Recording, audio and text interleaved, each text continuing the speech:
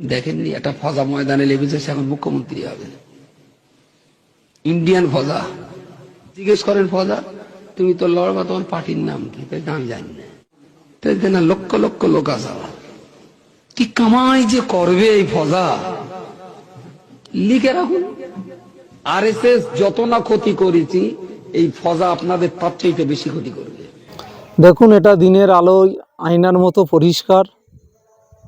যেখানে 2021 সালে আমাদের প্রাণপ্রিয় বড় ভাইজান আব্বাস সিদ্দিকী ভাইজান তিনি মনে করেছিলেন যে ইন্ডিয়ান সেকুলার ফ্রন্ট তথা আইএসএফ একটা রাজনীতি দল বার করে মানুষের পাশে দাঁড়াতে হবে। তার আগে তার সংগঠন ছিল আহলে সুন্নতুল জামাত। তিনি বিভিন্ন জায়গায় কর্মসূচি করেছেন, তিনি রাজ্য সরকারের কাছে বার্তা পৌঁছেছেন। আমরা দেখেছিলাম বসিরহাট দরবার শরীফে জেলা সমাবেশ করেছিল এবং কলিকাতার রানী রাসমণি রোডে রাজ্য সমাবেশ করে 17 দফা দাবি রেখেছিল।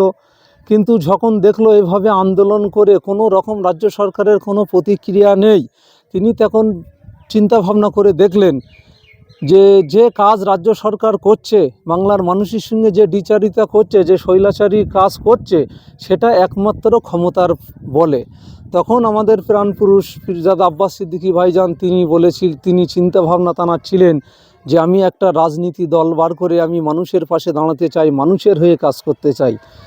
সেই কাজ করতে গিয়ে দেখা যাচ্ছে বসিরহাটের বহু মুফতি সাহেব, মাওলানা সাহেব তানারা বলেছিলেন ইন্ডিয়ান ফজা, বিজেপি তৃণমূল যতটা মানুষের ক্ষতি না করছে, ইন্ডিয়ান ফজা তার থেকে বেশি ক্ষতি করবে। 5 বছরে বাংলার মানুষ তার যোগ্য জবাব পেয়ে গিয়েছেন।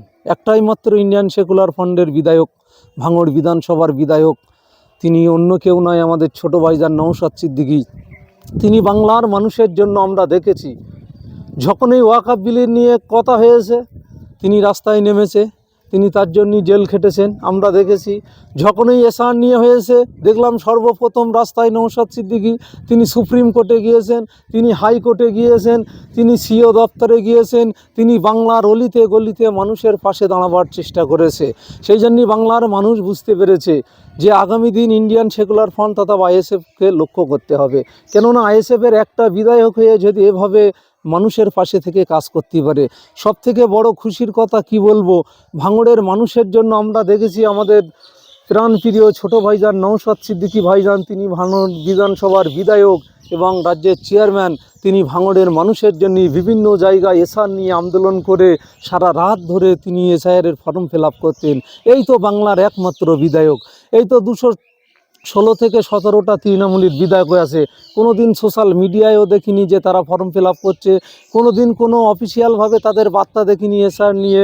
মাননীয় মুখ্যমন্ত্রী অবশেষে সুপ্রিম কোর্টে গেলেন, 31 তারিখই রাজ্যের হিয়ারিং শেষ, আর তিনি 1 থেকে 2 তারিখই সুপ্রিম কোর্টে গিয়ে কালো কোর্ট গায়ে দিয়ে বাংলার মানুষের আর একবার ধোঁকা দিতে চেয়েছিল। কিন্তু বাংলার মানুষ, বাংলার জনগণ অতটা বোকা নাই, তারা বুঝতে পেরেছেন বাংলায় একমাত্র প্রতিবাদী মুখ নওশাদ সিদ্দিকী। সেই জন্য মানুষ নওশাদ সিদ্দিকীর কথা ভাবছেন যে নওশাদ সিদ্দিকীকে আগামী দিনে ভোট দিয়ে মানুষকে আরও নওশাদ সিদ্দিকী বানিয়ে বসিরহাট উত্তর থেকে, দেগঙ্গা থেকে, বাদুড়িয়া থেকে, হাড়ুয়া থেকে, আমডাঙ্গা থেকে, অশোকনগর থেকে নওশাদ সিদ্দিকীর মতো আরও একজন করে বিধায়ক বিধানসভায় পাঠাতে হবে। তারা মানুষের কথা বলবে, তারা মানুষের হয়ে লড়াই করবে, তারা মানুষের স্বাস্থ্যের কথা বলবে, মানুষের শিক্ষার কথা বলবে, মানুষের কর্মসংস্থানের কথা বলবে, মানুষের দুর্দিন দূর আসার কথা ভাববে। আগামী দিন যেভাবে শিক্ষার হার এত খারাপ পথে চলে যাচ্ছে, আমরা হয়তো আপনারা লক্ষ্য করলে দেখতে পাবেন এইমাত্র 2011 সাল থেকে আজ 2026 সাল পড়ে গিয়েছে, প্রায় 25,000-এর কাছাকাছি আপার প্রাইমারি স্কুল বন্ধ।